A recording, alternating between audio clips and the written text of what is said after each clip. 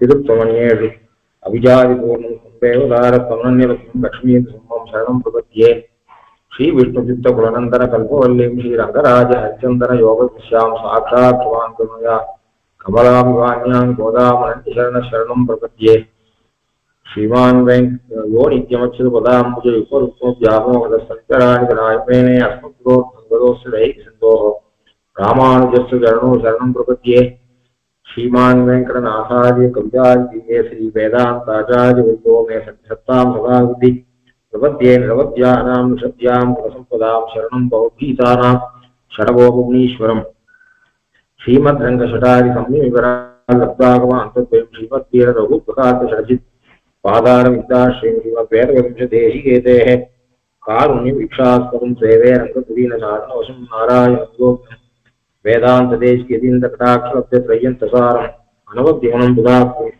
नारायणाद्वैतुदी कृपाकुलिकं श्रीरङ्गनाथ विजयकरम् आश्रयामः श्रीमते श्रीलक्ष्मीनृमद्विपादुकासेवके श्रीवण्ढरगोप श्रीनारायणतीर्थमहादेशिकाय नमः श्रीमते श्रीवण्ढरगोप श्रीरङ्गनाथ महादेशिकाय नमः नीराकुन्दस्तनगिरितटी सूक्तम् उद्बोध्य कृष्णं पारार्त्यं स्वं श्रुतिसदशिरसिद्धम् अध्यापयन्ति सोच्चिष्टायां सञ्जनिगलितं या पदात्यप्यपन्ते गोदारस्यै नमिदमिदं भूय एवास्तु भूयः अन्नवयं पुगै आண்டாளரங்கு பண்ணு திருப்பாவை பொழுதியம் இன்னிசையால் பாடி கொடுத்தால் நட்பாமாலை பூமாலை சுடி கொடுத்தாலை சொல் சுடி கொடுத்த சுடர்கொடியே தொல்பாவை பாடி உருளவல்ல பல்வளையாய் நாடினி வேங்கடவர் கென்னை விதி மாற்றம் நாம் கடவா வனமே நம்பி சிற்றஞ்சிறுகாலே வந்து உன்னை சேவித்து பொற்றாமரையடியே போற்றும் பொருள்கேடாய் பெற்றம்மே துண்ணும் குலத்தில் பிறந்து நீ குற்றேவலங்களை கொள்ளாமல் போகாது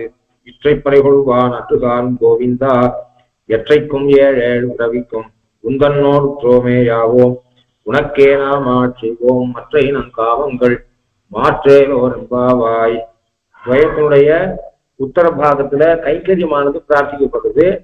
அப்போ இவா கைங்கரியத்தை பிரார்த்திக்கிறார். இந்த பாசுரத்தாலே கைங்கரியத்தை பிரார்த்திக்கிறார்.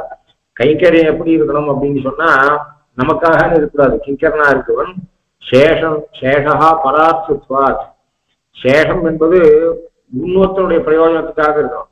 அதாவது பரப்பிரயோஜனமே பரம பிரயோஜனமாக எவனுக்கு இருக்குமோ அவன் சேஷன் அப்படின்னு சொல்றோம். அதனால இந்த சேஷத்துவ ஞானம் இருக்குவா தனக்காக கைங்கரியம் பண்ண மாட்டார்.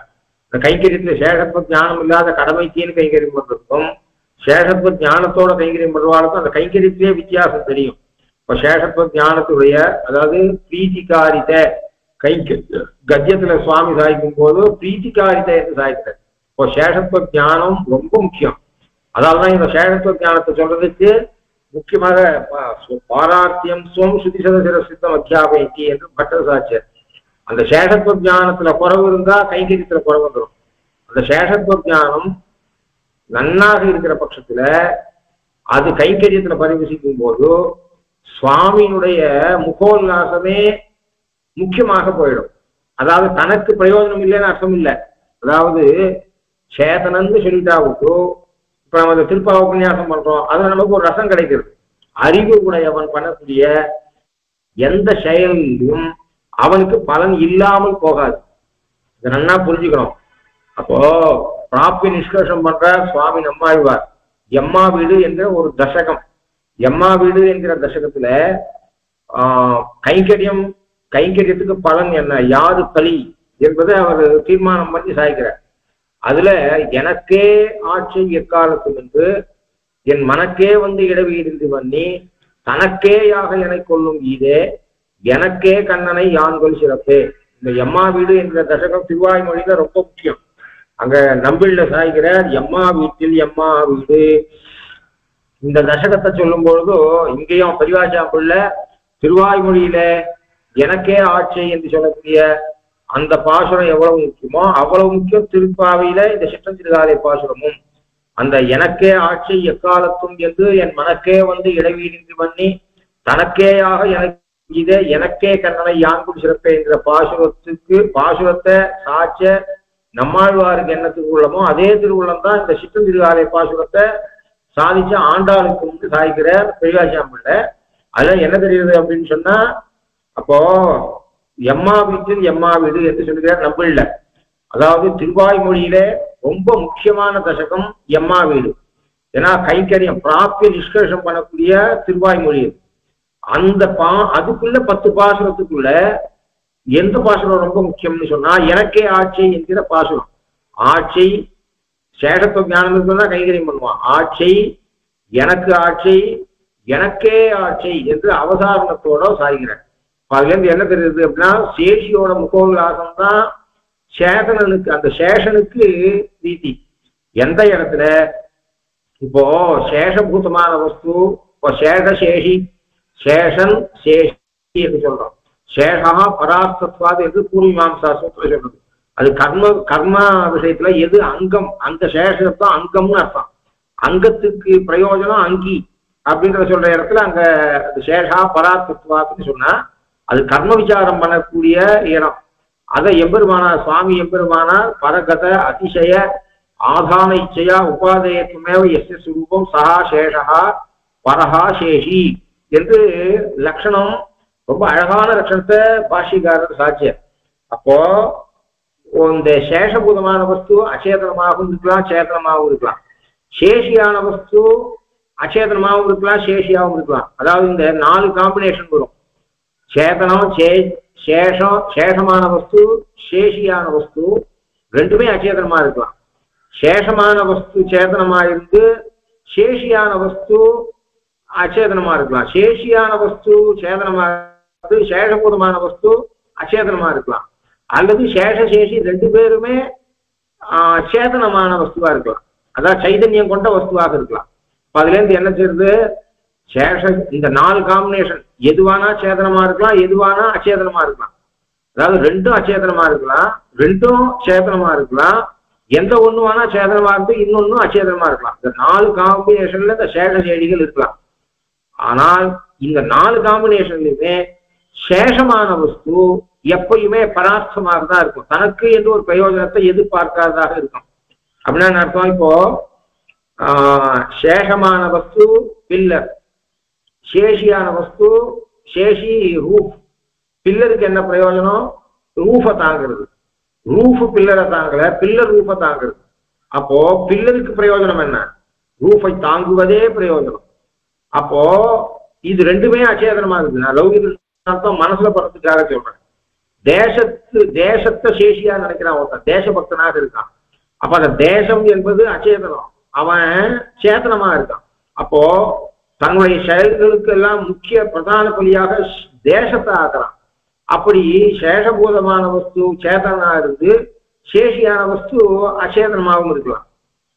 அது மாதிரியாக சேதனம் சேஷியாக இருந்து சேஷபூதமான வஸ்து சேஷ வஸ்துவானது அச்சேதனமா இருக்கலாம். சேர்ல நம்ம உட்காந்துக்கிறோம், சேர்ல உட்காந்துக்கிறதால சேருக்கு பிரயோஜனம் இல்லை, நமக்கு தான் பிரயோஜனம்.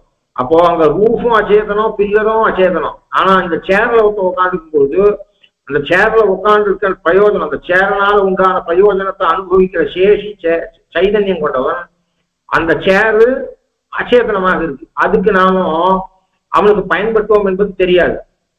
அது தவிர இப்போ லோகத்துல சேஷசேஷி பாவம், ஒரு முதலாளி இருக்கான், அவங்க கிட்ட தொழிலாளி இருக்கான். இவா 2 பேருக்குள்ள சேஷசேஷி பாவம் இருக்கு. ஆனா இந்த சேஷசேஷி பாவம் கர்மாதீனமாக வந்தது, உபாதியை கொண்டது. அப்போ ஒருத்தன் இருக்கான், ஒருத்தன் ஒருத்தன் கீழே வேலை பண்றான்.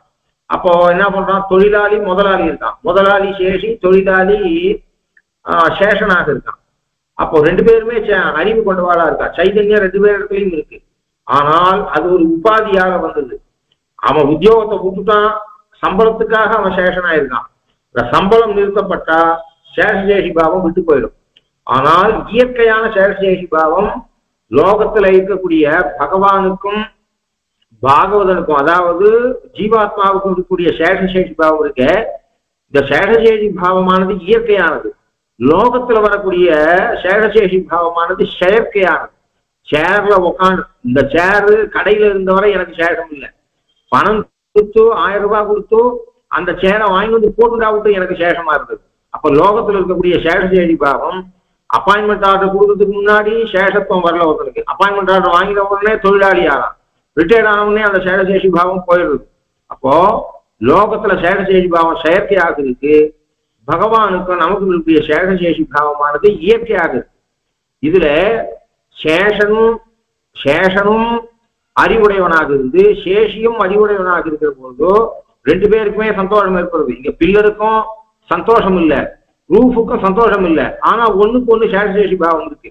நான் ரூஃபை தாங்குறேன்னு பில்லருக்கும் தெரியாது, நம்ம பில்லர் தான் தாங்கிறதுன்றது ரூஃபுக்கும் தெரியாது. அப்படி இல்லை, ரெண்டு பேருமே சைதன்யம் கொண்டவராக இருக்கிற இடத்துல அவன் கைங்கரியத்துக்கு பிரதிசம்பந்தியாக இருந்து சேஷி சந்தோஷப்படுறான், கைங்கரியத்தை பண்ணி சேஷன் சந்தோஷப்படுறான். இப்போ ரெண்டு இடத்துலையுமே சேஷி ரெண்டு பேருமே அறிவுடையவர்களாக இருக்கிற இடத்துல ரெண்டு பேருக்குமே பலன் இருக்கு, பலன் இல்லைன்னு இல்லை. ஆனா பலனை உத்தேசிக்கிறானா இல்லையா? அதாவது தான் சுவாமி தேசியன் பிரதான பலி என்று சொல்லுவார். இப்போ கைங்கரியம் ஆழ்வார் தான் இவதான் பிரார்த்திக்கிறா, சிற்றஞ்சிறுகாலே இவளுக்கு பில்லர் வந்து ஏ ரூபே நான் உனக்கு பில்லராக இருக்கிறேன், உன்னை நான் தாங்குகிறேன், உன்னை விட்டு பிரிய மாட்டேன் என்று பிரார்த்தனை பண்ணாது. இங்க சேஷபூதையா இருக்கிற பிராட்டி ஆண்டாள் கிருஷ்ணனை பார்த்து பேசுறா, சிற்றஞ்சிறுகாலே. இதை எதிர்பார்க்க முடியாது, பில்லர் ரூஃபை எதிர்பார்க்காது. அதாவது பில்லர் இப்படி ரூஃப் கிட்ட சொல்ல முடியாது. ஆனா ரெண்டு அச்சேதனமா இருக்கிறதுல ஒண்ணு பார்த்து சொல்ல முடியாது.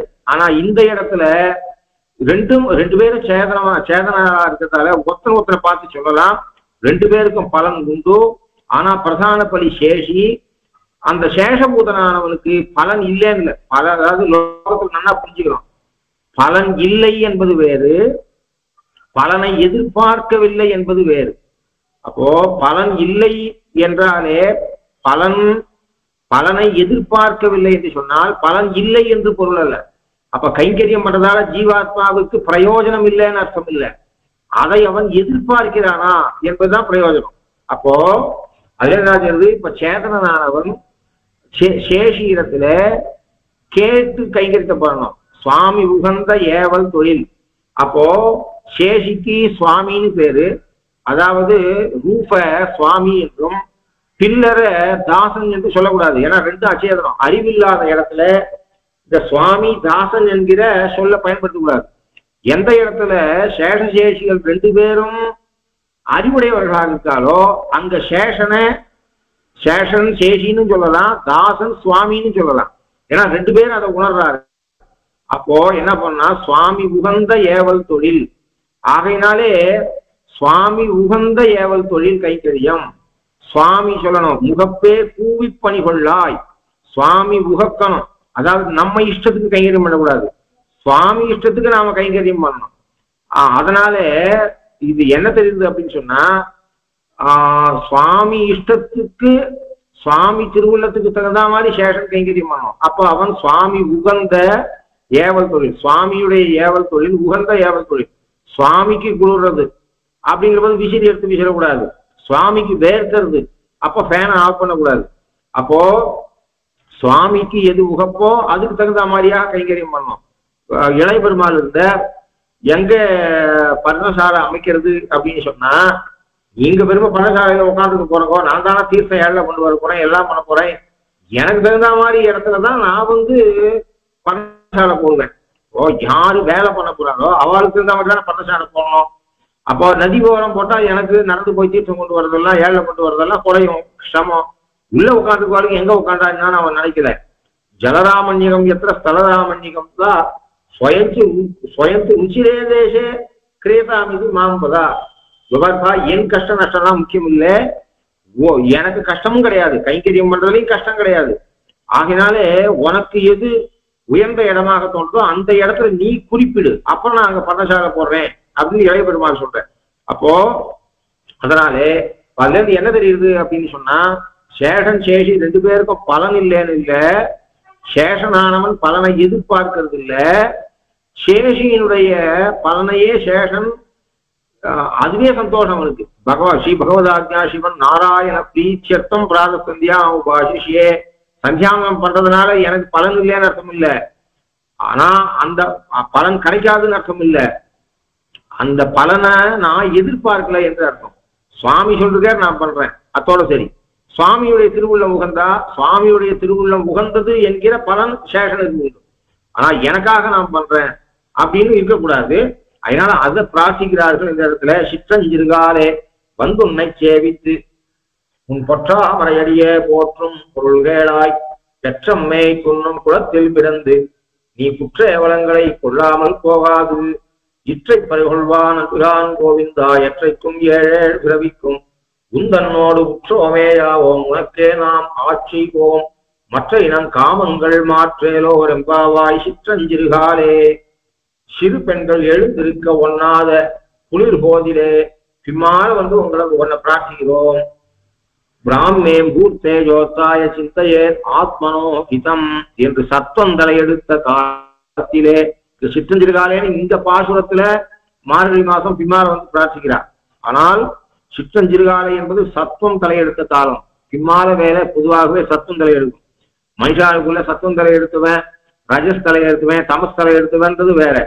ஒரு மனுஷனுக்குள்ளேயே காலத்துக்கு தகுந்த மாதிரியாக சத்துவம் ரஜசு தமசு தலையெடுக்கும்.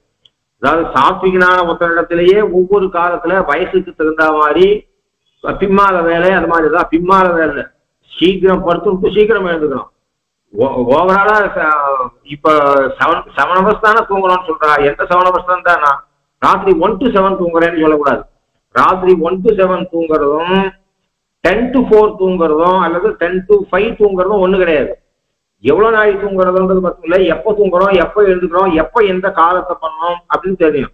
அப்போ பிம்மால வேலை ஒரு கடினமான விஷயம் புரியவே இல்லை. அப்ப என்ன பண்ணுவோம், ராத்திரி பாதராத்திரிலாம் உட்காந்து மண்டையை உடைச்சிக்க கூடாது, நிம்மதியா தூங்கிடணும். பிம்மால எழுந்து வாசி பாருங்க, சீக்கிரம் அந்த விஷயம் புரிஞ்சிடும்.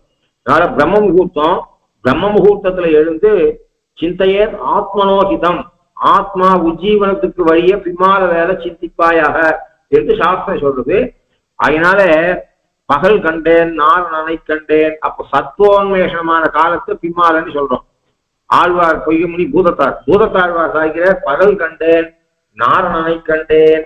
நான் இன்னைக்குதான் என் வாழ்க்கையில பகல் வந்தது.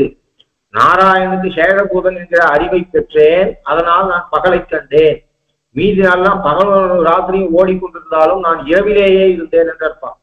அதாவது சதாச்சாரிய பரிகிரகத்துக்கு முன்புள்ள நாட்கள் எல்லாம் ஒரு காலராத்திரி, பின்பு தேகாவசானத்தளவும் நல்விடிவு, மேலே சொச்சந்த கைங்கரிய மகோத்சவ திவகம் என்று சொல்லுகிறார் சுவாமி தேசிகன் ரகசிய ரத்னாவளியில. அது மாதிரி இருகாலே என்பது பிம்மால வேலை மாத்திரமில்லை, சத்துவம் தலையெடுத்த காலத்திலே. சத்துவம் தலையெடுக்கும் போது நல்லறிவு வரும். அந்த நல்லறிவு காலத்திலே பகவானிடத்துல வேண்டி நாம் பெற வேண்டியதை பெற வேண்டும். அது சிற்றஞ்சிறுகாலே. அதை ஒரு ஜாதி பேச்சு என்று சொல்லலாம். சுவாமி அதாவது இவர் பெரியவாச்சாம்பிள்ளை என்ன சாச்சிருக்கார் அப்படின்னு சொன்னா, சிற்றஞ்சிறுகாலே என்று ஜாதி பேச்சு என்று சாச்சிருக்க. இடை ஜாதி பேச்சு, இனத்தினுடைய பேச்சு அப்படின்னு சாச்சிருக்க. உத்தமூர் சுவாமி அதுக்கு விற்பத்தி சாச்சிருக்க. அந்த உத்தமூர் சுவாமி பல இடங்கள்ல பெரியாழ்வார் திருமொழியில கூட அது ஜாதி பேச்சு, அதான் இலக்கணம் அதுக்கு சொல்ல முடியாது. செக்க செவக்க கண்ணங்கருக்க அப்படின்னு சொல்ற மாதிரியாக சிற்றஞ்சிறுகாலே பின்மாலை வேலையிலே என்று சொல்லாமல் பிரம்ம முகூர்த்தத்தை சொல்றதுக்கு இடையர்கள் சிற்றஞ்சிறுகாலே சிற்றஞ்சிறுகால் என்று சொல்றா அப்படின்னு அவர் ஜாதி பேச்சுன்னு வச்சிருக்க. இது மாதிரி ஜாதி பேச்சு நிறைய இடையர்களாக வேஷம் போது ஆழ்வார்கள் பாசனங்கள் இருக்கு. அந்த இடத்தெல்லாம் இலக்கண வரம்புக்கு உட்பட்டும் ஒரு நிர்வாகத்தை உத்தமூர் சுவாமி சாய்க்கிறது வழக்கம். பெரியாழ்வார் திருமொழியில இதை பார்க்கலாம். அது மாதிரி இந்த இடத்துலயும் உத்தமூர் சுவாமி அதை ஜாதி பேச்சாக வச்சுக்கலாம், தப்பு இல்லை. அதுக்கு ஜாதி பேச்சு இல்லாமல் அதுக்கு விற்பத்தியும் அந்த சொல்லு முறையான சொல் என்பதை காட்டுவதற்கு ஒரு வழிகாட்டுற உத்தமூர் சுவாமி சிறு அஞ்சு இரு கால் என்று பிரிச்சுக்கிற. அப்போ சிறு அஞ்சு இரு கால், இருதல் அப்படின்னா முடிதல் அர்த்தம். கால் என்றால் காலம். அப்ப இருகால் இருகின்ற கால் என்று வினைத்தொகையாக அர்த்தம் பண்ணால் ஊறுகாய் ஊறுகின்ற காய் அப்படின்னு சொல்றோமே.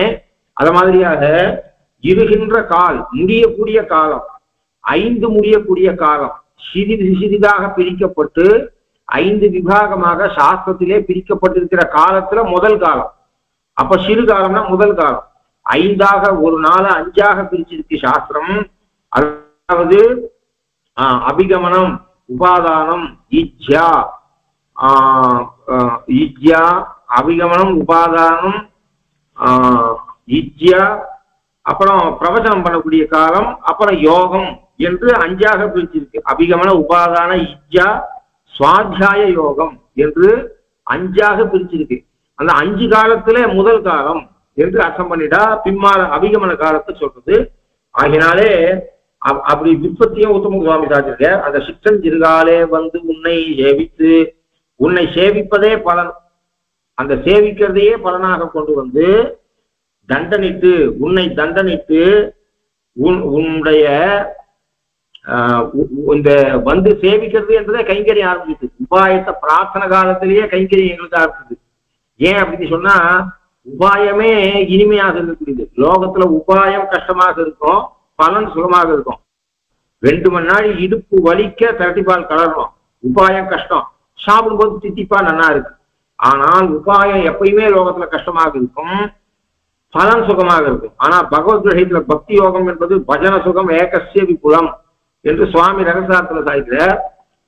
இந்த பகவான் விஷயத்துல பண்ணக்கூடிய உபாயமும் இனிமையாக இருக்கும், அது மாதிரியாக உபேயமும் இனிமையாக இருக்கும். அது இந்த பெருமாளுக்கு பண்ணக்கூடிய கைங்கரியத்திலேயே இருக்கக்கூடிய தனி சுசுகம் கர்த்தம் அவ்வியம் என்று கிருஷ்ணன் சொன்னா. ஆகினாலே அப்படி உன் பொற்றா மறையடியே போற்றும் பொருள்களாய் பொன் தாமரை அடி. பொன் என்கிற சப்தம் கிருஷ்ணனுடைய காலு கோல்டுலையா இருக்கு, அப்படி இல்லை. அங்க பொன் என்கிற சொல்லுக்கு எந்த இடத்துல இருந்தாலும் யோ நித்தியம் அச்சுத பதாம்புஜ யுக்ம ருக்ம வியாமோகதா. ருக்மம்னா பொண்ணு, அதாவது அச்சுதனுடைய பொன்னைகள் அதுல ஆசை வச்சதுனால திருணம், மற்றதெல்லாம் திருணமார்த்த பாஷையா இருக்கு என்று சொல்ற. வியாமோகதா ததிதராணி திருநாயமேனே என்று. அங்க பொன்னடிகள் அப்படின்னு சொன்னா என்ன அர்த்தம்? தாமரை, பொன் தாமரை அடியே, தாமரை போன்ற அடி பொன்னாலே செய்யப்பட்டதாது. கிருஷ்ணனுடைய திருவடி பொன்னாலே ஆயிருக்கு. பொன் என்ற சொல்லுக்கு விலை மதிப்பற்றதாய், உயர்ந்ததாய், போக்கியமாய், ஆக்கர்ஷிக்கக்கூடியதாய் இருக்கக்கூடியதுன்னு அர்த்தம். பொண்ணை பார்த்தவொடனே இரும்பை பார்த்தா இரும்பையும் பாருங்க, பொண்ணையும் பாருங்க, பொண்ணுல ஒரு ஈடுபாடு ஏற்படுறது, அது விலை மதிப்பற்றதாக இருக்கு, அதுல ஒரு ஸ்பிருகணீயமாக இருக்கு. ஆகினால அப்படிப்பட்ட போக்கியமாய், பிராபியமாய், அது மாதிரியாக பிராபகமாய், விலை மதிப்பற்றதாக இருக்கிறது, உயர்ந்ததாக இருக்கிறது. அதனால பொற்றாமரை அடியே வேறொரு பொருளை, அந்த அடியே போற்றும் பொருள்களாய் வேறொன்னுக்குள்ள ஆசை இல்லாம அந்த அவதாரணம் காட்டுது. பெற்ற மேய் துண்ணும் குளத்தில் பிறந்து நீ குற்ற வளங்களை கொள்ளாமல் போகாது.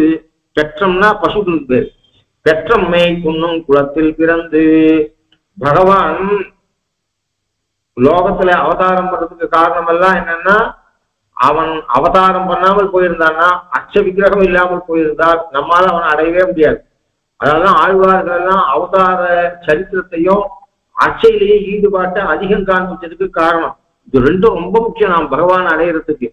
அப்படிப்பட்டவன் நீ நீர்மையினாலே பெற்றம் மேய்த்துண்ணும் குளத்திலே பிறந்து. ஆகையினால அப்படிப்பட்ட பெற்றம் மேய்த்துண்ணும் குளத்தில பிறந்து நீ இந்த சேஷத்துவத்தை அறிவிப்பதற்காக எங்க ஜாதிக்கு சஜாதியனாக வந்து பிறந்து பசுக்கள் வயிறு நிறைந்தாலுடைய தான் வயிறு பெற்றம் மேய்த்து உண்ணும். பெற்றம் மேய்ச்சாவிட்டு தான் சாப்பிடுவா. பசுக்கள் வயிறு ரொம்பினாதான் இவா சாப்பிட்றதுக்கே இஷ்டம் இவாளுக்கு. அந்த அளவு பசுக்கள் இடத்திலே ஆண்டவர்கள். அப்படிப்பட்டவர்கள் நீ.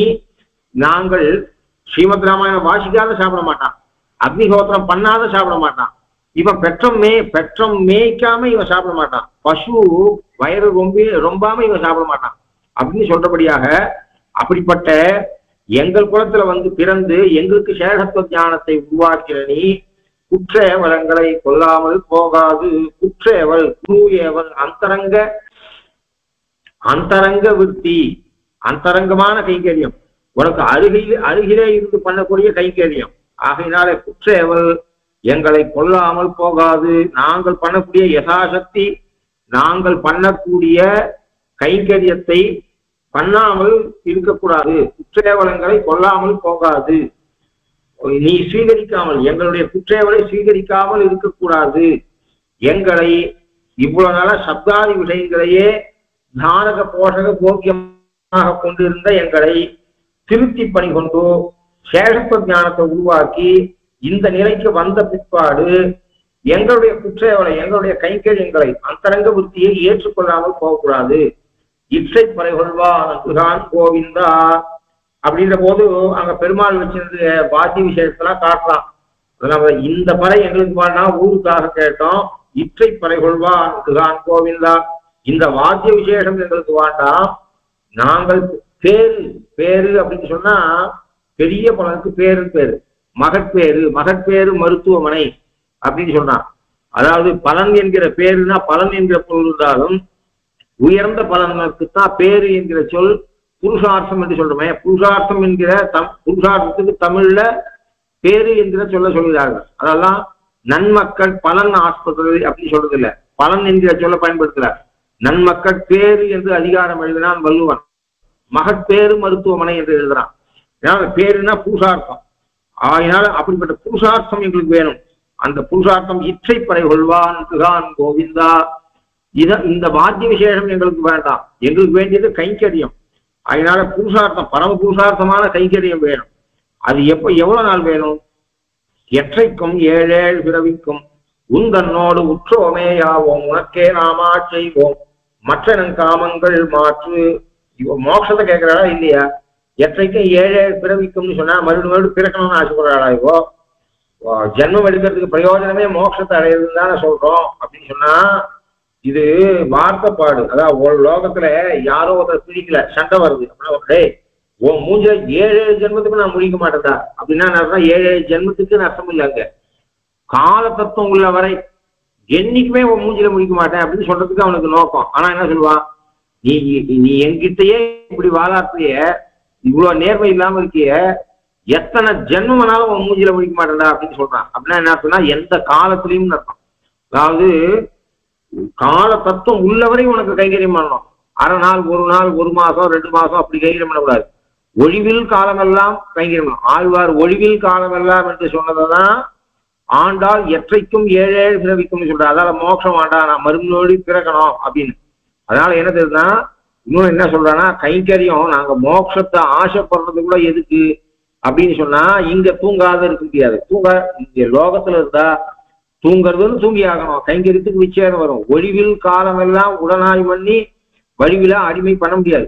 அப்புறம் நல்லவாருக்கு தூக்கமும் ஒரு கைங்கரியம்ன்றது வேற விஷயம். ஆனால் என்ன இருந்தாலும் சம்சாரம்னு சொன்னா லௌகிய வியாபாரம் என்று ஒண்ணு வரும். அந்த லௌகிய வியாபாரம் அவர்ஜனீயம். ஆகினால மோட்சத்தை விரும்புறதுதான் கணக்கு. காலத்தத்துவம் உள்ளவரையும் என்று அர்த்தம்.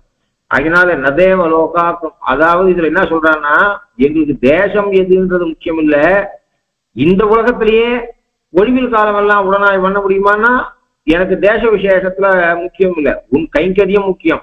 எப்படியானால் இறை பெருமாள் சாட்ச நதேவ லோகாக்கிரமணம் நாமரத்வமகம்பிரணே ஐஸ்வர்யம் வாபி லோகா நாம் காமயேனத்வயா வினா.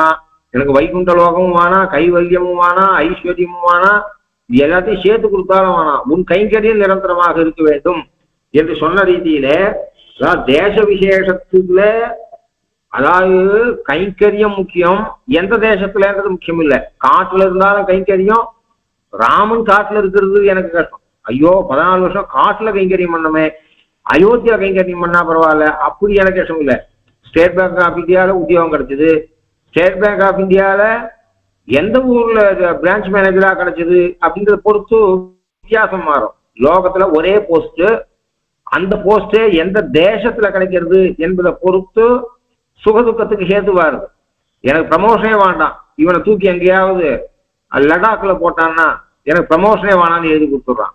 அப்போ எது எது எது என்பது மட்டும் இல்லை, எங்கு கிடைக்கிறதுன்னு. ஆனால் நாம உண்மையிலேயே நாம ஜென்மத்தை நீக்கிட்டு வைகுண்டத்துக்கு போய் தான் கைங்கரியம் பண்ணணும். வைகுண்டத்துல கிடைக்கக்கூடிய கைங்கரியம் இங்க கிடைக்காது. ஒருவேளை இங்க கிடைக்குமானால் எனக்கு தேச விசேஷத்துல முக்கிய நோக்கு இல்லை என்று அர்த்தம். அதால நீ கஷ்டப்படுறிய காட்டுலன்றதுக்காக நான் அயோத்திக்கு இப்ப 14 வருஷம் ஆச்சு. இப்ப நாமே எங்கேயோ அபிஷியல் டூர்ல போறோம். இப்ப போனா என்னாச்சு, ஒரு வாரம் அங்க தங்கணும் அப்படின்னா நாம என்ன பண்றோம், 5 நாள் ஆச்சு, 4 நாள் ஆச்சு, 3 நாள் ஆச்சு, இன்னும் 2 நாள்ல ஆத்துக்கு போய் சேர்க்கலாம் அப்படின்னு நினைக்கிறோம். அப்படி இல்லை, நீ காட்டுல கஷ்டப்படுறியே அப்படின்றதுக்கு நான் அயோத்திக்கு போனோம்னு நினைக்கிறேனே தவிர கேலண்டரை மாட்டிட்டு பர்ணசாலையில அப்பா 1 வருஷம் தீர்ந்தது, 13, 12, 11, 10 திரும்பி போறோம் அப்படின்னு நான் நினைக்கல. ராமன் அரண்மனை, இந்த காட்டுல பர்ணசாலையில வாழக்கூடிய ராமன் அரண்மனைக்கு போவான்னு வேணா நான் நினைப்பேன்.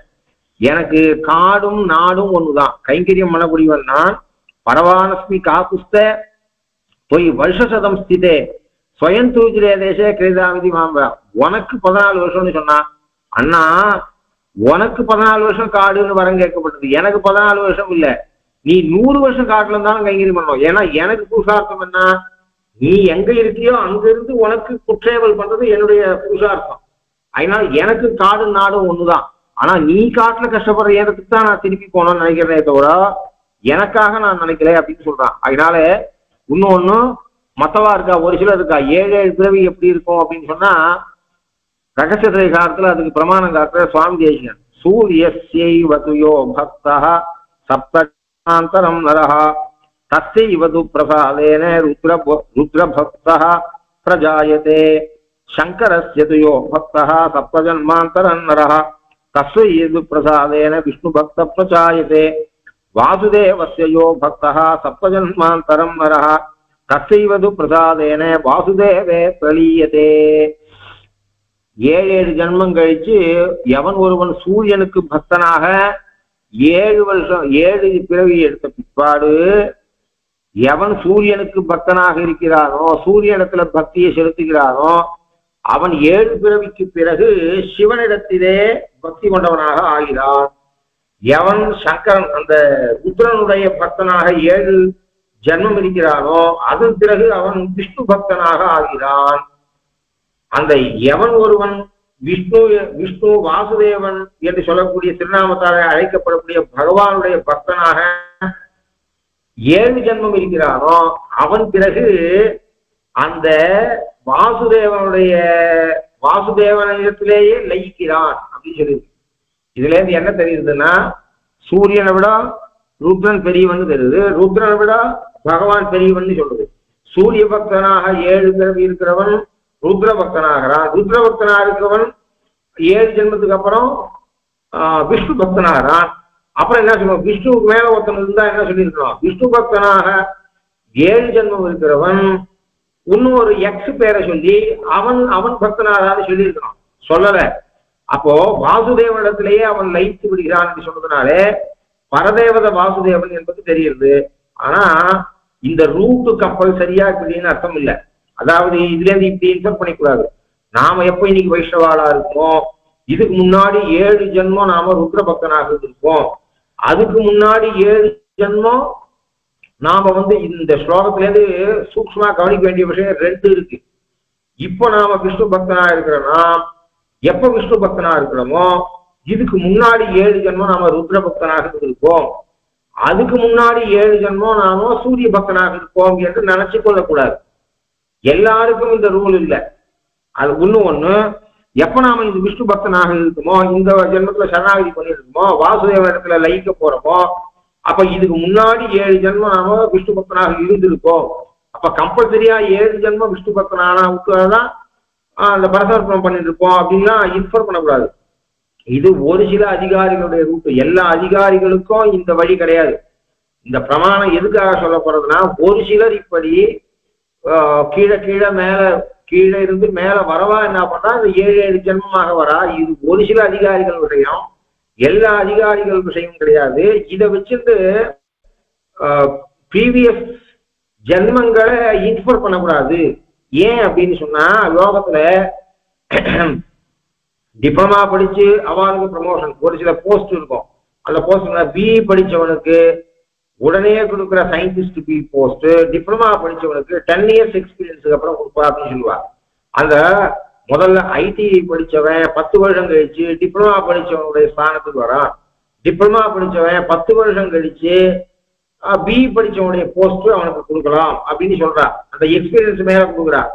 அதனாலேயே எல்லாருமே லோகத்திற்கு முதல்ல ஐடிஐ படிக்கணும், அப்புறம் டிப்ளமா படிக்கணும், அப்புறம் பி படிக்கணும்னு அதுக்கு கணக்கு கிடையாது. ஒரு நேரவே பி படிச்சுட்டு 21 வயசுக்கே ஒருத்தன் அந்த 15 வருஷம் கழிச்சு 7 வருஷம் ஐடிஐ படிச்சு, அதுக்கப்புறம் 7 வருஷம் டிப்ளமா ஐடிஐ படிச்சு 7 வருஷம் உத்தியோகம் பண்ணி டிப்ளமா பண்ணி 7 வருஷம் உத்தியோகம் 14 வருஷத்துல சயின்டிஸ்ட் பி ஆறவன் அவனுக்கு வேற அந்த ரூட்ல வரவாருக்கு 7 வருஷம். ஆனா எடுத்தோம்னா 21 வயசுக்கு சயின்டிஸ்ட் பிஇ படிச்சா அப்படின்னு சொல்ற மாதிரி இதை இன்ஃபர் பண்ணக்கூடாதுன்னு இன்ஜினியர் நிறைய சாட்சிருக்க.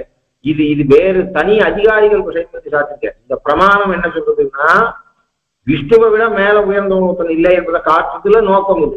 இப்படி ஒரு சில அதிகாரிகள் சூரிய பக்தனா இருந்து அப்புறம் ருத்ர பக்தனா இருந்து வரவா இருக்கா. ஆனா எல்லாருமே இப்படி சூரிய பக்தனா இருந்து ருத்ர பக்தனா இருந்து அப்புறம் விஷ்ணு பக்தன் ஆக வேணும்ங்கிற அவசியம் இல்லை. அப்ப 21 வயசுலயே ஒருத்தன் 14 வருஷம் அடைய வேண்டிய நிலையை அடைஞ்சிடலாம். அப்போ அவாவா பாக்கியவசாத்து நேரவே விஷ்ணு பக்தனாகி போயிடலாம் அப்படின்றது தாற்பயம். அப்போ இப்படியெல்லாம் நாங்கள் இல்லை. நாங்க ஆரம்பத்துல இருந்து எப்பொழுதுமே உன்னிடத்துல இருக்க போறோம். எங்களுக்கு இப்படிப்பட்ட சமம் இல்லாமல் எற்றைக்கும் 7 பிரமிக்கும் என்று சொன்னதுனாலே நிச்சயமாக உன்னுடைய கைகரித்தை பண்ணி கொண்டு வேண்டும் அர்த்தம். நிச்சயம் என்று அர்த்தம். அதுக்காக வியாக்கியானம் இல்லைன்னா ஆண்டாளுக்கே இன்னும் மேல ஜென்மம் எடுக்கணும்னு ஆசை இருக்கு அப்படின்னு நினைச்சு கொள்ளக்கூடாது. அதாவது ஆச்சரியமாக வியாக்கியானம் பண்ற லோகத்திலே 7 ஜென்மம் ஆனாலும் உன் மூஞ்சில முடிக்க மாட்டா இனிமேல் அப்படின்னு சொல்றான்னு அர்த்தம். 7 ஜென்மத்துக்கு அப்புறம் முடிப்பான்னு அர்த்தம் இல்லை, கால தத்துவம் உள்ளவரை அப்படின்னு அர்த்தம். இதனால அவர் சொல்ல வந்தது மேல வரக்கூடிய காலம் மொத்தம் ஒழிவில் காலம் எல்லாம் என்றுதான் அர்த்தம் இருக்கு. தாத்பரியார்த்தம் ஒழிவில் காலம் எல்லாம் என்று. அதுக்கு வியாக்கியானம் பண்ற ஆனால் நீங்கள் சொல்லுவது என்னென்னில் எற்றைக்கும் இத்தியாதி நகாலத்தவை பிரபு என்கிற திருநாட்டிலே இருக்கவுமாம் ஆசிரித சஜாதியனாய் கொண்டு சம்சாரத்திலே பிறக்கவுமாம் அதில் ஒரு நிர்பந்தம் இல்லை. காட்டிலும் படை வீட்டிலும் ஒக்க இளைய பெருமாள் அடிமை செய்தா போலே ஆக வேண்டும். தேவத்தே தேவதேகேயம் மனுஷத்தேஜ மானுடி என்ன கடவதிரே. இன்னொரு நிர்வாகமும் பண்ற முக்தால் கூட இங்க பிறக்கிறது என்பது உண்டு. எப்படி பெருமாள் வைகுண்டத்துல இருக்க பெருமாள் திரும்பி இங்க மனுஷ ரூபம் எடுத்துட்டு வராளோ நித்திய சூரிகள் வராளோ அப்படி முக்தன் கூட பகவதிச்சையினாலே திரும்பி வரலாம். அப்போ நச்சப்புனராவர்த்ததேன்னு சூத்திரம் சொல்லுகிற பக்தியோ பிரபத்தியோ பண்ணி மோட்சம் போனவா திரும்பி வருவதில்லை. இவனும் திரும்பி வருவதில்லை. பகவான் இவனை திருப்பி அனுப்புவதில்லை. இவன் திருப்பி பிறப்பதில்லை என்று சொல்லியிருக்க அப்படின்னு கேள்வி கேட்டா கர்மாதீனமான பிறவி இல்லை என்று அர்த்தம் இருக்கு. அதாவது எப்படியானா பெருமாள் பிறந்தாலும் கர்மாதீனமான பிறவி இல்லையோ, நித்திய சூரிகள் இங்க வந்தாலும் கர்மாதீனமான பிறவி இல்லையோ, அப்படி ஒரு முக்தனே ஈஸ்வர சங்கல்பத்தினால இங்கு ஒரு சிலரை திருத்துவதற்கு திரும்ப வந்தானே ஆனால் அது பிறப்பாக கணக்கு கிடையாது. ஆனால் லோக திருஷ்டியில அது பிறப்பாக இருக்கலாம். ஆகினால என்ன சொல்றதுன்னா எப்படியானா பிராட்டி அவன் ராகவத்வே அபவத் சீதா ருக்மிணி கிருஷ்ண ஜன்மணி அவன் என்ன ரூபம் எடுத்தானா அப்போ ரூபம் எடுத்துட்டு பிராட்டி வரா. அத மாதிரி நான் வந்தாலும் அப்ப எனக்கு நான் ஒரு இடத்துல பரதநாட்டியம் பண்றேன், எனக்கு மோட்சத்தை கொடு, காலத்துவம் உள்ள வரை உனக்கு கைங்கரியம் பண்ண வேண்டும். அப்போ ஒருவேளை நீ இங்க திரும்பி வருவானா நான் உன் கைங்கரியம் பண்ணத்துக்கு வரலாம். அது புனராவர்த்தின்ற சத்தம் என்னன்னா நச்ச புனராவர்த்ததேனா கர்மாதீனமாக அவன் திரும்பி வருவதில்லை என்று அர்த்தம். கர்மத்துக்கு வசப்பட்டு புண்ணிய பாபத்தை அனுபவத்துக்கு திரும்பி வருவதில்லை என்று அர்த்தம். அப்படி ஒருத்தன் இந்த லோகத்துக்கு வந்தாலும் பிரம்மானந்தத்துல குறவு வராது. ஆகையினாலே எனக்கு உன் கைங்கரியம் முக்கியம். அவன் எப்படியானா படை வீட்டிலேயோ காட்டுலையோ எங்க இருந்தாலும் ராம கைங்கரியம் முக்கியம். அது அயோத்தியில கைங்கரியமா அல்லது காட்டுல கைங்கரியமா என்பது முக்கியம் இல்லையோ, அது மாதிரி மோட்சத்துக்கு அங்க கைங்கரியம் பண்றேன். ஒருவேளை நீ இங்க கூட்டு என்ன அனுப்புற ஏதோ ஒரு காரியமாக அப்போ நான் பண்றேன். அப்போ கைங்கரியம் நிரந்தரமாக இருக்கணும், அது முக்கியம். அதுக்காக இந்த பிரார்த்தனையை நான் பண்ணுகிறேன். ஒரு ஸ்கூல் வாத்தியார் லௌகிக திருஷ்டாந்தத்தை தெரிஞ்சுக்கிறதுக்காக சொல்றேன். ஒரு ஸ்கூல்ல ஒருத்தன் படிக்கிறான், படிச்ச ஸ்கூல்லயே வாத்தியாரா வரான். அதான் எந்த ஹை ஸ்கூல்ல அவன் படிச்சானோ அதே ஹைஸ்கூலுக்கே வாத்தியாரா வந்தானா அவனுக்கு புனராவர்த்தின்னு சொல்ல முடியாது. அவன் 5 வருஷம் ஹைஸ்கூல்ல படிக்கும் போது மாணவனாக அங்க படிச்சான். இப்போ அதுக்கப்புறம் அவன் பியூசி படிச்சு பிஎஸ்சி எம்எஸ்சி எம்எஸ்சி படிச்சு இப்போ டீச்சராக வந்திருக்கான். அப்போ ஐயோ அவன் ஸ்கூலுக்கு திரும்பி வந்துட்டானே அப்படின்னு சொல்றது இல்லை. அப்போ இப்ப எதுக்கு வந்திருக்கான்? அப்போ ஸ்டூடெண்டாக ஸ்கூலுக்கு வந்தான், இப்ப டீச்சராக ஸ்கூலுக்கு வந்திருக்கான். அப்படி நான் வந்தாலும் சரி, நான் வைகுண்டத்துல உனக்கு கைகரியம் பண்ணுறதுக்காக ஒரு இடத்துல பிரார்த்தனை பண்றேன். எனக்கு தேச விசேஷம் முக்கியம் இல்லை, எனக்கு காலத்துக்கு உங்களோட கைகரியம் கிடைக்கணும். எப்படி லக்ஷ்மணனானவன் பதவியோ காடோ எனக்கு கைங்கரியம் முக்கியம் என்று சொன்னானோ அந்த நிலையை நீ எனக்கு கொடுக்க வேண்டும். ஆகையினாலே நகால சத்திர வைப்பு என்கிறபடி திருநாட்டிலே இருக்கோமாம். திருநாட்டிலேனா வைகுண்டத்துல ஆசிர சஜாதியனாய் கொண்டு சம்சாரத்திலே பிறக்கோமாம். இதில் ஒரு நிர்பந்தம் இல்லை. ஆனா ஒளிவில் காலமெல்லாம் உடனாய் மன்னணும், அதுலதான் முக்கியம். காட்டிலும் படைவீட்டிலும் ஒக்க இளைபெருமாள் அடிமை செய்தாற் போலே ஆக வேணும். உந்தன்னோடு உற்றோமே யாவோம் உனக்கே ஆமா செய்வோம். உந்தன்னோடு உற்றோமே யாவோம், உன்னுடைய உறவோடவே இருக்கணும். அப்படின்னா என்ன அர்த்தம்னா உறவை பிரார்த்திக்க மாட்டான். அம்மா நான் உனக்கு பிள்ளையா இருக்கேன் அப்படி சொல்லுவானா? எப்ப அவன் வயிற்றுல கொண்டதையோ நீ பிள்ளைதான். அந்த கைங்கரியத்திலேயே நிரந்தராக இருக்க கடவுளோம். அம்மா உனக்கு நீ இனிமேட்டு துவைக்காத, உனக்கு 80 வயசு ஆச்சு, நீ இனிமேட்டு உன் புடவையெல்லாம் கோச்சிக்காத, நான் உனக்கு புடவை கோச்சி போடுறேன்னு சொல்லணும். கைங்கரியத்தை தான் பிரார்த்திக்கணுமே தவிர உறவை பிரார்த்திக்க வேண்டிய அவசியம் இல்லை. உறவு தெரிஞ்சுக்காத இருக்குவா தெரிஞ்சுக்கணும். உறவு தெரிந்து கொள்ள வேண்டியது, உறவு வேண்டப்பட வேண்டியதல்ல. வேண்டப்பட வேண்டியது கைங்கரியம் தான். அதனால உந்தன்னோடு உற்றோமே யாவோம் யா பீதிகி அவ்வேகானாம் விஷயேஷு அனபாயினி பாமனுஸ்மரதசாமே சதயான்மாபசத்வது. பிரகலாதன் சொன்னான், உன்கிட்ட எவ்வளவு பக்தி இருக்கணும் தெரியுமா? அந்த பிரீதிகாரமான கைங்கரியத்தை நாம் பண்ணணும் தெரியுமா? அதுக்கு குழந்தைகள்லாம் உனக்கு அம்மாவை எவ்வளவு பிடிக்கும் அப்படின்னா இப்படி கையை காட்டும், இவ்வளவு பிடிக்கும் அப்படின்னு கை காட்டும். அப்பாவை எவ்வளவு பிடிக்கும் அப்படின்னா இப்படி காட்டும், அம்மானா இப்படி காட்டும். அது ஆசைக்கு அளவு இல்லாதால, ஸ்கேல் இல்லாதால அதை வெளிப்படுத்துறதுக்கு அப்பா கிட்ட குறைவான ஆசை எப்பயும் மிஷின்டே இருக்கு, அம்மா கிட்ட அதிக ஆசை அவ வெய்யாம இருக்கா, சாக்லேட் வாங்கி கொடுத்தாலும் இப்படி காட்டும். அம்மாவை எவ்வளவு பிடிக்கும்னா இப்படி காட்டும், அப்பாவை எவ்வளவு பிடிக்கும்னா இப்படி காட்டும். அப்ப பெருமாளத்துல உனக்கு பிரீத்தி எவ்வளவு வேணும்னா பிரகலாதாழ்வான்னு சொல்ற, அதுக்கு ஸ்கேல் இல்லையே. அதுக்காக அவர் சொல்ற யா பிரீத்தி அவிவேகானாம் விஷயேஷு அனபாயினி. எந்த யா பிரீத்தி அவிவேகானாம், விவேகம் இல்லாத ஜனங்கள் தான் லோகத்துல அதிகம். சாஸ்திர ஞானம் இல்லை, நேர்மையான புத்தி இல்லை, எதுக்காக பிறந்தோன்ற எண்ணம் இல்லை, சேஷசேஷி பாவத்தை தெரிஞ்சுக்கிறது இல்லை. அதனால அல்ப விஷயத்திலேயே புத்தி, இது வேணும் அது வேணும்னு ஆசைப்படுறதோ, கைங்கரியத்துல புத்தி இல்லை. அப்படி அவிவேகிகளுக்கு ஆசை இருக்க, விஷயங்கள் இருக்க, அனுபவிக்கக்கூடிய நுகரக்கூடிய பொருட்களிலே விவேகமற்ற ஜனங்களுக்கு நுகரக்கூடிய பொருள்களே, ஐங்கருவிகள் ஐம்புலன்களாலே நுகரப்படக்கூடிய விஷயங்களிலே விட்டு பிரியாத ஆசை எவ்வளவு இருக்கிறதோ, அந்த புலனாலே நுகரப்படக்கூடிய வஸ்துக்கள் எல்லாம் விட்டு பிரியக்கூடியது. ஆனால் அந்த விஷயங்களிலே வைக்கக்கூடிய ஆசை விட்டு பிரியாது. பகவான் தவிர எல்லா வஸ்துவும் விட்டு பிரியக்கூடியது. ஆனா இப்படி விட்டு பிரியக்கூடிய பொருட்களிலே விவேகமற்றவனுக்கு எப்படியானால் ஆசை விட்டு பிரியாமல் இருக்கிறதோ, அந்த வஸ்துக்கள் விட்டு பிரிஞ்சாலும் இவனுக்கு ஆசை அதுல விட்டு பிரியறது இல்லை.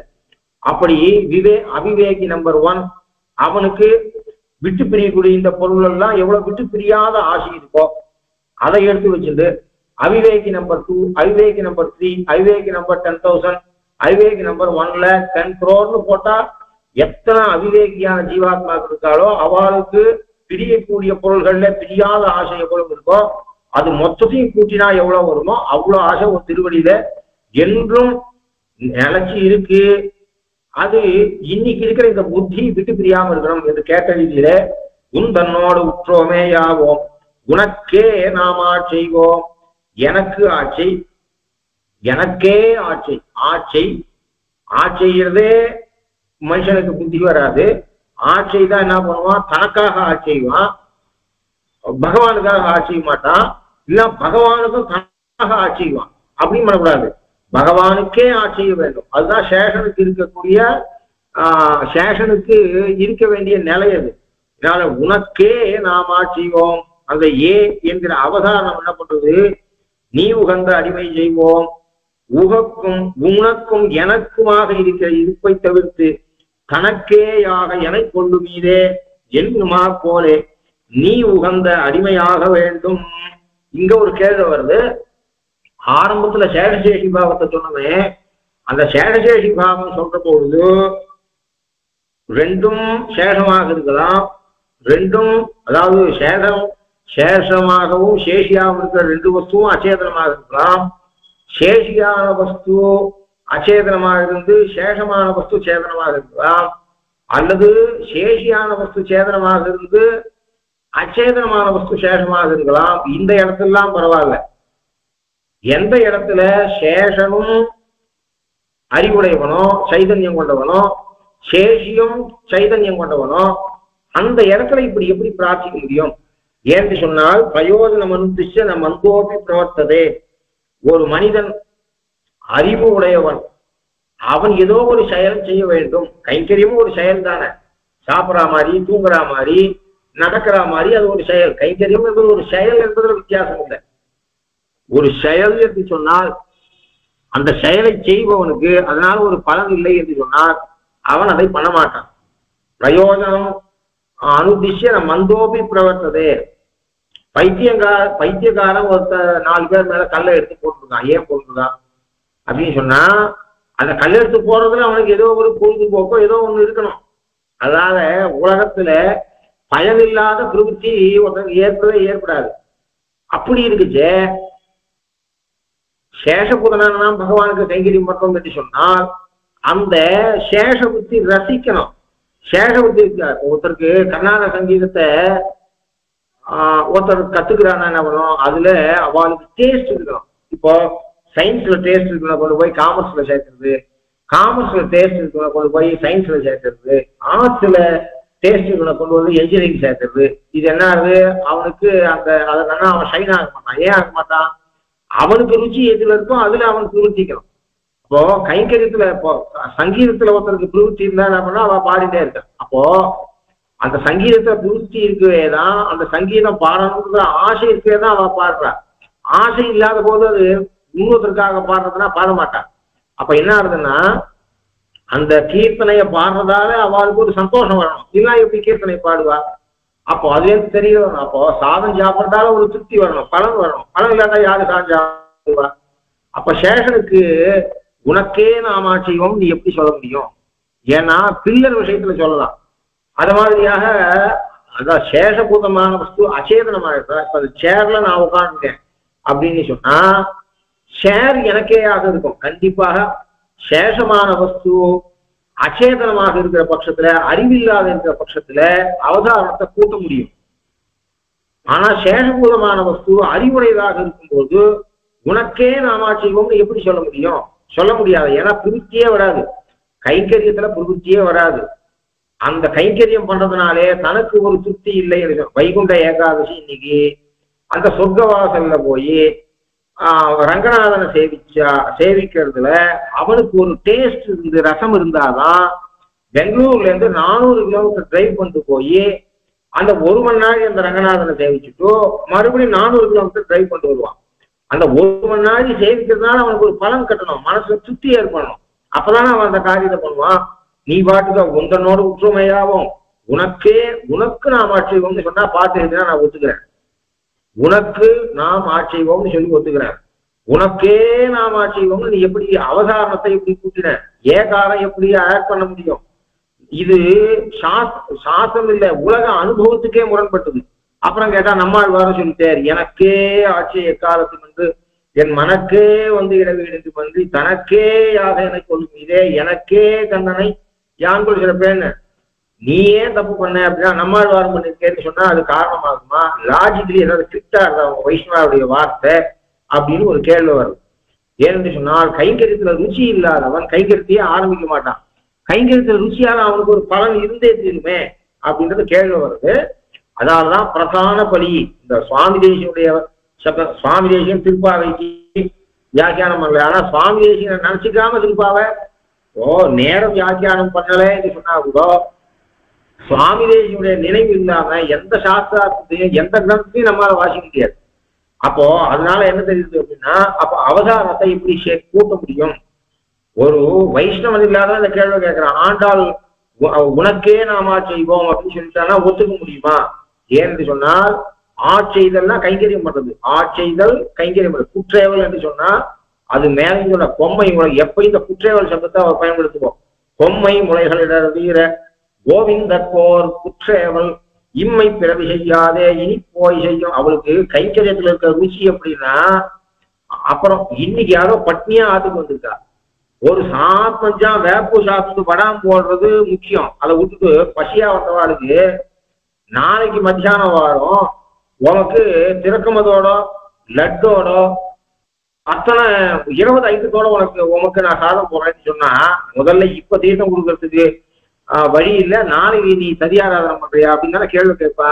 அவளுக்கு கைங்கரித்திருக்கூடிய துறை மோட்சத்துக்கு போனாவிட்டு உனக்கு கைங்கரியம் தரேன்னா இம்மை பிறவி செய்யாதே பொம்மை முளைகள் வீர கோவிந்தோர் குற்றேவல் இம்மை பிறவி. இப்ப நீர்மோர் கொடுக்கலன்னா நாளைக்கு நீ பஞ்சாமிரம் கொடுக்குறேன்ற. எனக்கு இப்ப நீர்மோர் வேணும், தாகத்தோட இருக்கேன்னு சொல்ற போது உடனே கொடுக்க வேண்டாமா நீ கைங்கரியத்தேன்னு அவ கேட்கிறா. அங்கே குற்றேவல் சப்தத்தை பயன்படுத்திருக்கா ஆண்டார். அப்போ ஆனால் இந்த குற்றேவலானது இருவருக்கும் தான் பண்ணப்படுமாயே தவிர, ஏன்னா ஷேர் மாதிரி இல்லை. ஒரு மனுஷன் கைங்கரியம் பண்றவன் அவன் தாசனா இருக்கிறவனுக்கு பலன் இல்லாமல் போகுமானால் அவனுக்கு கைங்கரியத்திலேயே, அதாவது எது ஒரு மனுஷனை ஒரு செயல்ல எது பிராப்தி பண்றது, ஒரு ஆசை, அதனால ஒரு ருச்சி, அந்த காரியத்துல இருக்கக்கூடிய ருச்சி தான். ஒருத்தர் ரொம்ப ரசிச்சான் அப்படின்னா என்ன பண்றான், ஒரு சிலர் என்ன பண்றா, சாதனை பண்றேன்னு 10 மணி நேரம் உட்காந்து பாட்டு பாடுறா. ஏன்னா அவளுக்கு அது ருச்சிக்கிறதுன்னு அர்த்தம். அப்பா அம்மா ஃபோர்ஸ் பண்ணி உட்காந்து பாடு அப்படின்னா ஒரு கீர்த்தனை பாடிட்டு எழுந்து போடும். அவளுக்கே அதுல ருச்சி வந்தா என்ன பண்றா, வானான்னா கூட பாடுறான். அப்போ அவளுக்கு ருச்சியும் அதனால ஒரு திருப்தியும் மனசுல ஏற்படணுமே. அப்ப பலன் இல்லாமல் போகாதே. அப்ப ஏகாரத்தை எப்படி கூட்ட முடியும் என்று சொன்னால் அதுக்கு பலன் இல்லாமல் போகாது, பலன் இருக்கு. பலன் இருக்கவே தான் அவன் ஆரம்பிக்கிறான். ஆனால் பலனை எதிர்பார்ப்பதில்லை. எதிர்பார்க்காததுக்கும் இல்லாமைக்கும் வித்தியாசம் உண்டு. நான் பலனை எதிர்பார்ப்பதில்லை அப்படின்னு, நான் சம்பாவனைக்காக உபன்யாசம் பண்றதில்லை அப்படின்னு சொன்னா உபன்யாசம் பண்ண அப்ப என்ன அர்த்தம், எனக்கு உபன்யாசம் பண்றதே புருஷார்த்தம் என்று அர்த்தம். அப்ப அவதாரணத்தை நான் அவசியம் கூட்டலாம். உபன்யாசம் பண்றதாலே கண்டிப்பாக பலன் உண்டு. சம்பாவனைக்காக உபன்யாசம் பண்ணாலும் பகவத் கைங்கரியம் உபன்யாசம் பண்ணாலும் உபன்யாசம் பண்றது ஈடுபடுறான். உபன்யாசம் பண்றதால வர திருப்தி வருது. எனக்கு என்னன்னா இது ஒரு பகவத் கைங்கரியம், ஆண்டாள் கைங்கரியம். திருப்பாவை சொல்றது ஆண்டாளுடைய பிரீத்திக்கு பாத்திரமாவே என்று சொன்னால் அப்ப அவதாரணத்தை சேர்க்கலாம். அப்போ திருப்பாவை சொன்னதால எனக்கு ஒன்றும் சுகம் கிடைக்காம போறதில்லை. நான் இதை திருப்பாவை சொல்றது என்னுடைய கைங்கரியம், பகவத் பிரீத்திக்காக நான் சொல்றேன் என்று சொன்னாலும் எனக்கு சந்தோஷம் தானா கிடைக்க போகுது. பலன் இல்லாமை வேறு, பலனை எதிர்பார்க்காமை வேறு. சேஷபூதனா இருக்கணும் என்ன பண்ணா பலனை எதிர்பார்ப்பதில்லை, சேஷனுக்கு பலன் கிடைப்பதில்லை என்பது இல்லை.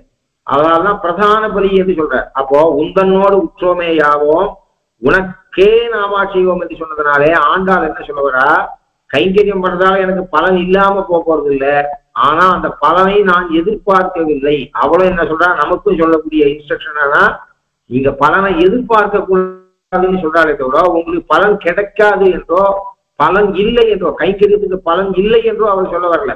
சுவாமி சாய்கிற ஒழிவில் காலம் எல்லாம் உடனாய் பண்ணி வலுவிலாம் அடிமை செய்ய வேண்டும் நாம் என்று சதுர்த்திக்கு அர்த்தம் சொல்ற. ஒரு 4ஆம் வேற்றுமை குருவோடு கூடின நாராயண சப்தத்தில் இருக்கக்கூடிய அந்த 4ஆம் வேற்றுமை குருவு கைங்கரியத்தை சொல்றது என்று சொல்ற இடத்துல அந்த 4ஆம் வேற்றுமை குருவுடைய அர்த்தத்தை ஒழிவில் காலம் எல்லாம் உடனாய் பண்ணி வலுவிலா அடிமை செய்ய வேண்டும் ஆழ்வார் சாட்ச கீழில் பதங்களிலே நிருபாத்திய நித்திய சேஷமாக தன்னை தெளிந்தவனாகையாலே சுவாமியான நீ என்னை பரிசுத்தனாக்கி அடிமை கொள்ள வேண்டும் என்கிறவும் சேஷி பிரயோஜனத்தை அபேட்சித்தபடி, சேஷியான பகவானுடைய பிரயோஜனத்தை அபேட்சிக்கிறது இந்த 4ஆம் வேற்றுமை குரு. பிரகர்ஷயிஷ்யாமி படியாய் கிடந்து உன் பவளவாய் காண்பேனே. ஆழ்வார் நான் சொல்றேன், படியாய் பிரகர்ஷயிஷ்யாமி உகப்பிக்க கடவேன். நீ உகந்தா அதுல எனக்கு ஒரு சந்தோஷம் ஏற்படுது, அது இல்லைன்னு நான் சொல்லல. ஆனால் உன்னை உகப்பிக்கிறது தான் எனக்கு முக்கிய நோக்கம். படியாய் கிடப்பேன்னு சொல்ல ஆழ்வார். படியாய் கிடந்து உன் பவளவாய் காண்பேனே. அதனால என்ன தெரியுது, தனக்கு பலன் இல்லைன்னு இல்லை அர்த்தம் இல்லை, பலனை நான் எதிர்பார்க்கலன்னு அர்த்தம் என்கிறபடியே சேதனாகையாலே ஸ்வப்பிரயோஜனத்தில் துவக்கர சேஷி பிரயோஜனத்தில் புத்தி பூர்வ பிரவிற்த்தி உண்டாகாது. சேஷனுக்கு பலன் இல்லை என்று சொல்லிட்டால் கைங்கரியத்துல பிரவிற்த்தி ஏற்படாது. ஆமாம் கைங்கரியத்தை ரசிக்கிறேன், அதுக்காக நான் அந்த கைங்கரியத்தினுடைய ரசம் தான், கைங்கரியத்தை ரசிக்கிறதுன்றது ஒரு பலன் உண்டோம். அந்த கைங்கரியத்துல இருக்கக்கூடிய அந்த ரசம் தான் என்னை பிரவித்திக்கிறது, என்னை தூண்டுறது. கைங்கரியம் பண்ணு பண்ணு பண்ணுன்னு தூண்டுறது. ஆனால் கைங்கரியம் பண்ணா வரக்கூடிய பலனுக்கு தூண்டுவதற்கு அந்த ரசம் காரணமானாலும், அந்த பிரவೃத்திக்கு அந்த சொப்பிரயோஜனம் காரணமானாலும், பிரவೃத்தி ஆன பிற்பாடு கல்யாணத்துக்கு முன்னாடி ஒரு பெண் இருக்கா, அவ என்ன பண்றா, ஆரம்பத்துல இப்படி என்ன பண்றாலும் பின்னாடி போடுவான். கல்யாணத்துக்கு முன்னாடி என்ன பண்றா, நமக்கு ஒரு நல்ல வரம் கிடைக்கணும், அவங்க நாம வாழ்க்கையில செட்டில் ஆகணும், நம்ம அப்பா அம்மா இதன் மேல காப்பாற்ற முடியாது அப்படின்னு கல்யாணம் பண்றா. போனா அப்படின்னு என்ன பண்றா, அந்த குடும்பம் ஆம்பியான் அவாரையே பிரதான பலியாக்கிடுற. அது மாதிரியாக ஆரம்பத்துல கைங்கரியத்துல ஈடுபட்டு வருவதற்கு இந்த சொப்பிரயோஜன துவக்கு இல்லாம தான் அவன் ஆரம்பிக்கிறான். கைங்கரியத்துல ருச்சி இருக்கே தான் ஆரம்பிக்கிறான். ஆனால் அந்த கைங்கரியம் பண்ணதால அந்த பலனை தனக்கு ஏத்துக்கிறது இல்லை. அவன் தனக்கேயாக என கொள்ளும் மீதே அழகான பக்தி இது. படியாய் கிடந்தும் பவள வாய் காண்பேனே என்கிறபடியே சேதனாகையாலே, சேதனாகியாலேன்னா அந்த சேஷபூதமான வஸ்து அச்சேதனமா இருந்தா அந்த கேள்வியே வராது. சேஷபூதனாக இருக்கிறவன் சேதனாக இருக்கிற இடத்துல இந்த கேள்வி வரும். அந்த கேள்விக்கு ஒரு நாஸ்திகன் நாளைக்கு கேள்வி, ஆண்டாள் பாட்டுக்கு ஏவகாரம் போட்டா அது எப்படி பொருந்தும்னு ஒரு நாஸ்திகன் கேள்வி கேட்கலாம். ஆழ்வார் பாட்டுக்கு ஏவகாரம் போட்டேன்னு அதுக்கு பதில் சாய்க்கிற படியாய் கிடந்தும் பவளவாய் காண்பேனே என்கிறபடியே சேதனாகையாலே சொப்பயோஜனத்தில் துவக்கற, தனக்கு ஒரு லாபமும் இல்லாம ஒருத்தன் இருக்கான்னு சொன்னா அவன் சேஷனாக இருந்தாலும் அவன் கைக்கரித்து ஆரம்பிக்கவே மாட்டான். ஆகையினால அப்ப அவனுக்கு கண்டிப்பாக சொப்பிரயோஜனத்துல கொஞ்சம் துவக்கி இருக்கத்தான் இருக்கும். சொப்பிரயோஜனத்தில் துவக்கற சேஷி பிரயோஜனத்தில் புத்தி பூர்வ பிரவೃத்தி உண்டாகாது. தனக்கேயாக என கொள்ளும் இதே என்கிறபடியே பிரதான சேஷி பிரயோஜனத்தை ஒழிய சொப்பிரயோஜனத்தை அபேட்சிக்கவும் கூடாது. சேஷனா இருக்கிறவன் சேஷி ஊகப்பத்தை தனக்கு பிரயோஜனமாகவும் ஆக்கிக் கொள்ளக்கூடாது. ஆகையால் இது ரெண்டுத்தையும் எப்படி பேலன்ஸ் பண்றதுன்னா, குணவத் சுவாமியுடைய பிரவೃத்தி போலே நிபுணதாசனுடைய பிரவೃத்தியும் இவர் பிரயோஜனத்தையும் விடாதே நிற்கும், இருவர் பிரயோஜனத்தையும் விடாதே நிற்கும். இப்படி கைங்கரியம் பண்றதுனால பிரயோஜனம் ரெண்டு பேருக்கும் உண்டாகும், அதுல சந்தேகமே இல்லை. ஆகையினாலே நிபுணதாசனுடைய பிரவೃத்தியும் இருவர் பிரயோஜனத்தையும் சேஷியினுடைய பிரயோஜனத்தையும் சேஷனுடைய பிரயோஜனத்தையும் விடாதே நிற்கும். சுவாமி உகப்புக்கு சேஷமாக தனக்கு வரும் பிரயோஜனம் பிரதான பலியான சேஷியினுடைய உகப்புக்கு சேஷமாக அதுக்கு கீழடங்கியதாக தனக்கு வரும் பிரயோஜனம், தனக்கு கிட்டக்கூடிய கைங்கரித்தால வரக்கூடிய பலன் பதிசன்னதியில். இது எப்படி என்று சொன்னால், பதிசன்னதியில் பதிபிரதாலங்காரம் போலே அவளுக்கு பிடிக்கும்னு இவளுக்கு வேற நகை பிடிக்கும், இவளா தனக்காக அலங்காரம் பண்ணிக்கிறதுனா இவளுக்கு வேற நகை பிடிக்கும். ஆனா அவருக்கு ஜிமிக்கு பிடிக்கும்னா இவ ஜிமிக்கு போட்டுக்கிறார். அப்போ பதிபிரதையான ஒரு பெண்ணு பண்ணிக்கூடிய அலங்காரம் இருக்கு, அவளுக்கு அந்த அலங்காரம் பண்ணிக்கிறத ஈடுபாடு வருது. அவ அலங்காரம் பண்ண உடனே கண்ணாடியில பாக்குறா. பதிபிரதையாக இருக்கக்கூடியவர்கள் தனக்கு அலங்காரத்தை நன்னா பண்ணிக்கிறார். அலங்காரம் பண்ணி அந்த கண்ணாடி முன்னாடி நின்று பார்க்கும்போது அவளுக்கு சந்தோஷம் ஏற்படுறது. ஆனால் இதை பார்த்தா அவதான் சேஷிக்கு நினைச்சு கொள்ளக்கூடாது. அவள் என்ன பண்றா, தனக்கு பிடிக்காத ஆபரணம் தன் தலைவனுக்கு பிடிக்குமானார், தான் எந்த புடவை கொடுத்துட்டா தன் தலைவனுக்கு அது சந்தோஷமா இருக்கும், அதுக்கு தகுந்த மாதிரி தன்னை அலங்காரம் பண்ணிக்கிறான். அலங்காரம் பண்ணிக்கிறதுல புதுசி அவளுக்கு ஏற்படுறது. அவள் கண்ணாடியில பார்க்கும்போது ஒரு சந்தோஷமா அவளுக்கு ஏற்படுறது. ஆனால் இந்த சந்தோஷத்துக்கெல்லாம் முக்கிய காரணமாக யார் ஆக்குறா, பிரதான பலியாக பசிய ஆக்குறா. ஆகையினாலே என்ன பிரயோஜனம், பதி சந்நிதியில் பதி பிரதாலங்காரம் போலே பதிக்காக தன்னை அலங்கரித்துக் கொள்ளக்கூடிய, பதியினுடைய சந்தோஷத்துக்காக தன்னை அலங்கரித்துக் கொண்டு சந்தோஷப்படும் பதிவிரதையை போல நம்முடைய கைங்கரியம். ஆகினாலே மிகவும் உச்சிதம். ஆகையினால என்ன பண்றதுன்னா, இந்த கேள்விக்கு ஏவகாரம் சேர்க்கிறதுல யாதொரு தோஷமும் இல்லை. சேஷனான வஸ்து அறிவுடையவனாக இருக்கிற பொழுது அவசியம் அவனுக்கு பலன் கிட்டும். பலன் இல்லாத போச்சுன்னு யாரும் சொல்லல. அவனுக்கு ருச்சி இருக்கிறதான் கைங்கரியத்துல புகுத்திக்கிறான், அதுவும் ஒரு பலன்தான். ஆனால் அந்த பலனை அவன் முக்கியமாக கருதுவதில்லை. சுவாமியுடைய உகப்பு தான் தனக்கு உகப்பு. சுவாமி சந்தோஷப்பட அதனாலே தானும் சந்தோஷிக்கிறான் அவன். ஆகினால தோஷம் இல்லை. உந்தன்னோடு உற்றோமே யாவோம் உனக்கே நாம் ஆட்செய்வோம். அதனால என்ன சொன்னா, ஒன்னத்தோட இன்னொருத்தருக்கு கைங்கரியம் பண்ணக்கூடாது, உனக்கே நாம் ஆட்செய்வோம். ஆகையினாலே உனக்கு பிரியாம இருந்து உந்தன்னோடு உற்றோமே, இளைய பெருமாளை போல உந்தன்னோடு உற்றோமையாக இருக்க வேண்டும். அவனை போலே உனக்கே நாம் ஆட்சி செய்ய வேண்டும். அந்த இங்க இருக்கக்கூடிய அந்த ஏவகாரம் பாகவதால கழிக்கல. உனக்கே நாம் ஆட்சி செய்வோம் என்பது பாகவதால கழிக்கல. ஏன்னா சாஸ்திர பிரகாரம் அந்த அவதாரம் எதை கழிக்கிறது என்பதை தெரிந்து கொள்ள வேண்டும். அப்படின்னா உனக்கும் உன் அடியார்கள், உனக்கே நாம் ஆட்சி செய்வோம்னா உனக்கும் உன் அடியார்களுக்கும் நாம் ஆட்சி செய்வோம். சரி, லோகத்துல 100 பங்கு இப்படி இருக்கிறது கஷ்டமாச்சே என்று சொன்னால், மற்ற இனம் காமங்கள் மாற்று யோகிகளா இருக்கவா இந்திரிய ஜெயம் பெற்று அவா பண்ணானா பரவாயில்ல, எங்களுக்கு மற்றையில காமம் தான் தான் அது மாத்திண்டு பண்றதுன்றது எங்க கையில ஆகாது. எல்லாத்துக்கும் உன் கை பார்த்து இருக்கக்கூடியவர்கள் நாங்கள் பிரபன்னர்கள். எங்களுக்கு நிரபராத கைங்கரியம் பண்ணணும், ஒழிவில் காலமெல்லாம் உடனாய் பண்ணி வழிவில்லாத அடிமை செய்ய வேண்டும்ன்ற ஆசை இருக்கு.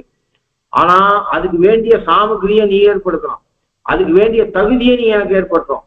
நாங்கள் யோகம் பண்ணாததாலே மற்ற விஷயத்துல காமங்கள் இருக்கிற இந்த லோகத்துல இருக்கிற வரை, வைகுண்டத்துக்கு போற வரை, இந்த லோகத்துல இருக்கிற வரை எங்களுக்கு மற்ற விஷயத்தில் இருக்கக்கூடிய காமத்தை மாற்ற வேண்டியது உன்னுடைய பிரார்த்தனை. இந்த பிரார்த்தனையும் உங்ககிட்டயே வச்சுக்கிறோம். ஆகையினாலே மற்ற இனம் காமங்கள் மாற்று நிரபராத கைங்கரியம் நடைபெறுவதற்கு தேவையான நிலையிலே எங்களை வைத்து அந்த கைங்கரியத்தை நீ ஏற்றுக்கொள்வாயாகன்னு சொன்னா, அதனால மற்ற காமங்கள் மாற்று என்று சொன்னா இது பாகவத கைங்கரியத்தை சேர்ந்தது. ஏன்னு சொன்னால் ஆழ்வார் முதல்ல பகவத் கைங்கரியத்தை சொல்லி, சுவாமி நம்மாழ்வார் முதல்ல எம்மா வீட்டு திறமும் செப்பம் என்கிற இடத்துல பகவத் கைங்கரியத்தை பிரார்த்தித்து நெடுமார் கடமையில பாகவத கைங்கரியத்தை பிரார்த்திச்சார். இங்க இவன் இப்படி மாற்றி பண்றதா, முதல்ல 10 பாசுரங்களால பாகவதாரோட சேர்ந்தே கிருஷ்ணன் அனுபவிப்பேன் என்று சொல்லி அந்த பாகவதாருடைய சம்ஸ்லேஷமும் கிருஷ்ண சம்ஸ்லேஷம் போலே உகந்தது என்று சொல்லி முதல்ல பாகவத கைங்கரியத்தை சொல்லிட்டோ அதுக்கப்புறம் பகவத் கைங்கரியத்தை சொல்லுதா. 2 பேரும் 2 சொல்லுதா. ஆழ்வார் பகவத் கைங்கரியத்தை முதல்ல தீர்மானம் பண்ணி பாகவத கைங்கரியத்தை பின்பு சொல்லியிருக்க. இவள் பாகவத கைங்கரியத்தை முதல்ல சொல்லி பகவத் கைங்கரியத்தை பின்னாடி சொல்லிருக்கா. அதனால உனக்கே நாம் ஆட்சிவோம் என்பது அந்த அவதாரணமானது பகவான் பாகவதால் தவிர்த்த மற்றவால தான் பிரிக்கிறது. அவளுக்கு கைங்கரியம் பண்ண மாட்டோம் என்றுதான் சொல்றதே தவிர பாகவதால பிரிக்கல. அதனால இப்படி இந்த பாசுரத்தினால பகவத் கைங்கரியத்தை பிரார்த்தி, இதுதான் எங்களுக்கு பறை, இந்த பறைய வேண்டிதான் நாங்கள் வந்தோம். சம்ஸ்லேஷத்தோடு கூடி கிருஷ்ணனுக்கும் கிருஷ்ணனுடைய அடியார்களுக்கும் கைங்கரியம் பண்றதே புருஷார்த்தம் என்பதை இதை நிச்சயிச்சா. நாளைக்கு பலஸ்துதி திருநாம பாட்டோட அர்த்தத்தை பார்ப்போம். கவிதார்க்கிய சிம்ஹாய கல்யாண குணசாலினே ஸ்ரீமதே வெங்கடேஷாய வேதாந்த குரவே நமஹ. ஸ்ரீமதே ஸ்ரீ லக்ஷ்மீ சுமதிவ்ய பாதுகா சேவக ஸ்ரீமன் நிலகோபஸ்ரீ நாராயணதீந்திர மகாதேசிகாய நமஹ. ஸ்ரீமதே ஸ்ரீமன் நிலகோபஸ்ரீ ரங்கநாதேந்திர மகாதேசிகாய நமஹ.